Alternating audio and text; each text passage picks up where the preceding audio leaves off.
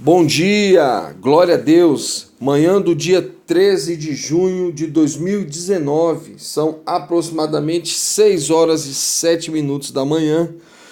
Você está na playlist Amigo Policiais aos Pés da Cruz, no canal Amigo Policial. Meu nome é Alexandre Mendes, nós vamos ler a palavra do Eterno. Façamos uma oração, ó Deus Todo-Poderoso, em nome de Jesus. Nos dá a tua bênção, a tua graça, cobre-nos com o teu poder, com a tua misericórdia e fala conosco na leitura da tua palavra, Pai, em nome de Jesus. Amém. A questão sobre guardar a lei. Atos capítulo 15, versículo 1. Enquanto Paulo e Barnabé estavam em Antioquia, chegaram os homens da Judéia e começaram a ensinar aos crentes que, se eles não seguissem o antigo costume judaico da cerimônia da circuncisão, não podiam ser salvos. Olha, vai vendo aí, hein? Versículo 2. Paulo e Barnabé debateram e discutiram isto com eles longamente. E por fim, os crentes enviaram os dois a Jerusalém, acompanhados de alguns homens do lugar, para falar aos apóstolos e presbíteros de lá a respeito desta questão. Versículo 3. Então a igreja de Antioquia os enviou e, parando pelo caminho nas cidades da Fenícia e de Samaria para visitar os santos, contaram para intensa alegria de todos que também os gentios estavam se convertendo. Amém. Hein? Versículo 4. Ao chegar a Jerusalém, eles se encontraram com os líderes da igreja. Todos os apóstolos e presbíteros estavam presentes, e Paulo e Barnabé contaram o que Deus estava fazendo por meio do trabalho deles. Versículo 5.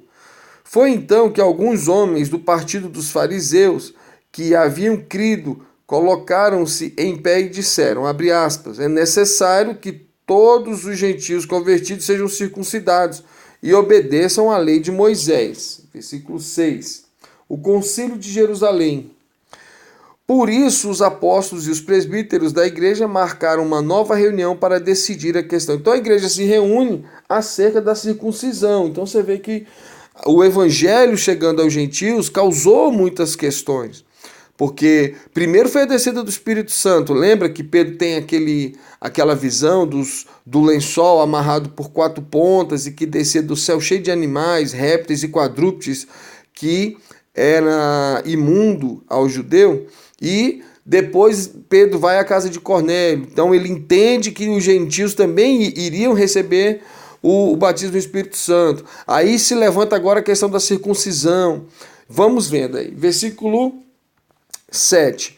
Nessa reunião, depois de longa discussão, Pedro levantou-se e se dirigiu a palavra a eles, dizendo o seguinte, abre aspas, irmãos, todos vocês sabem que Deus há muito tempo me escolheu para pregar a boa nova aos gentios, a fim de que eles também pudessem crer. Versículo 8. Deus, que conhece os corações dos homens, confirmou o fato de que ele aceita também os que não são judeus ao dar a estes o Espírito Santo, tal como ele deu a nós. Versículo 9. E não fez distinção entre nós e eles, porque purificou a vida deles por meio da fé, tal como fez com a nossa. Versículo 10 agora. E agora vocês vão pôr Deus à prova, sobrecarregando os gentios com um jugo que nem nós, nem os nossos pais foram capazes de suportar. Olha que palavra interessante de Pedro, hein? Versículo 11. Vocês creem que todos são salvos pela graça de nosso Senhor Jesus, tanto nós como eles? A palavra de sabedoria do Tiago agora. Apóstolo Tiago fala agora. Não houve mais discussão e toda a assembleia agora ouvia enquanto Barnabé e Paulo falavam a respeito dos sinais e maravilhas que Deus tinha feito por meio deles entre os gentios. Quando eles terminaram de falar, Tiago tomou a palavra.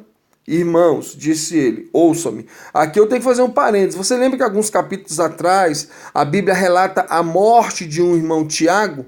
Aí aqui tem uma cronologia e não uma questão dúbia, tá?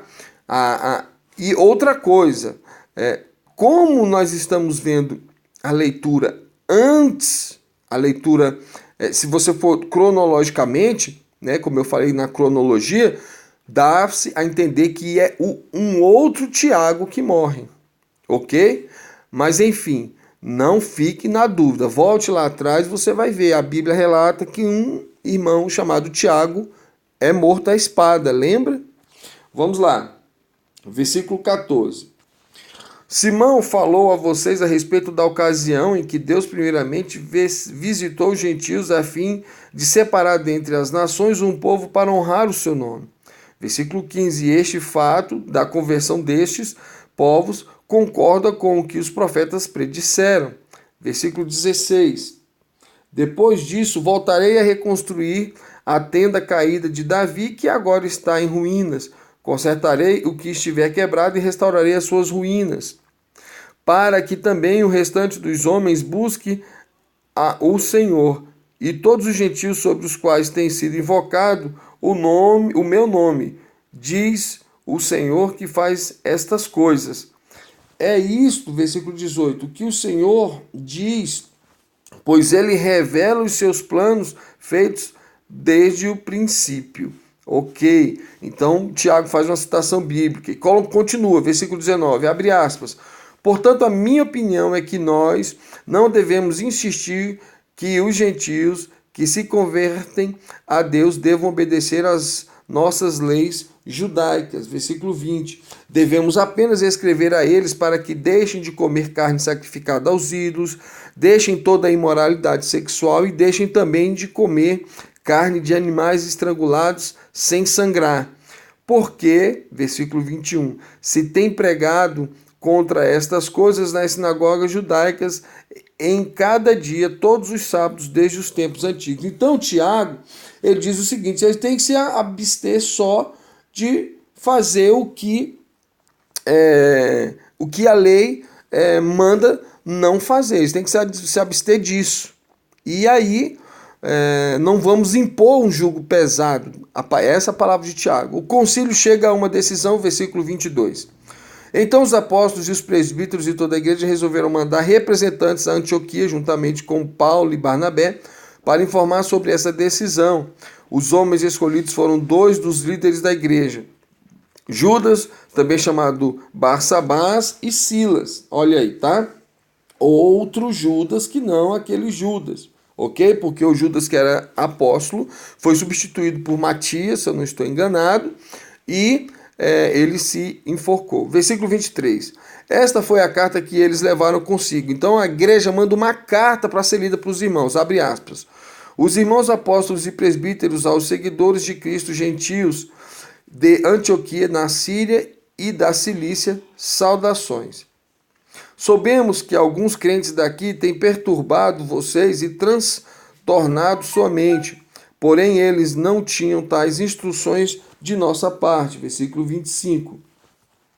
Portanto, pareceu-nos sábio, de acordo com nossa decisão geral, mandar a vocês estes 2 representantes oficiais, juntamente com os nossos amados irmãos, Barnabé e Paulo. Estes homens, versículo 26, que têm arriscado a vida pela causa do nosso Senhor Jesus Cristo, confirmarão pessoalmente o que decidimos a respeito da pergunta de vocês. Versículo 27. Portanto, estamos enviando Judas e Silas para confirmarem verbalmente o que estamos escrevendo. Versículo 28. Porque pareceu bem ao Espírito Santo e a nós não impor a vocês nada. Versículo 29. Além de se guardarem de usar comida oferecida aos ídolos, da carne de animais estrangulados sem sangrar e da imoralidade sexual. Se vocês fizerem isso, é o bastante. Saúde a todos. Então a carta é enviada com 2 testemunhas que atestam a veracidade da carta, Silas e Judas, e juntamente com Barnabé e Paulo. E então essa é a decisão da igreja. E interessante que a carta cita, pareceu bem ao Espírito Santo e a nós. Amém? Legal, hein? A decisão recebida com alegria. Versículo 30. Os 4 mensageiros foram imediatamente para Antioquia, onde convocaram toda a igreja e entregaram a carta. Versículo 31. Houve uma grande alegria em toda a igreja no dia em que a carta foi lida. Versículo 32. Judas e Silas, que eram também profetas, encorajaram e fortaleceram a fé dos irmãos com muitas palavras. Versículo 33. Permaneceram diversos dias e depois Judas e Silas voltaram a Jerusalém, levando saudações e gratidão a todos de lá. Versículo 34. Porém, Silas decidiu ficar ali. Você vê que há um adendo. Quando a Bíblia fala que Judas e Silas voltaram, há um adendo aqui. Silas decidiu ficar. Ok? Por quê? Parece-me que, na verdade, esse é o começo da viagem ou da decisão de Silas de andar com Paulo. Versículo 35. Paulo e Barnabé permaneceram em Antioquia para ajudar a diversos outros que estavam pregando e ensinando ali a palavra do Senhor. Barnabé e Paulo se separam. Olha aí, tá vendo o que eu falei? Versículo 36. Algum tempo depois, Paulo sugeriu a Barnabé, abre aspas, vamos voltar para visitar os irmãos em todas as cidades, onde pregamos a palavra do Senhor, para ver como os novos convertidos estão indo.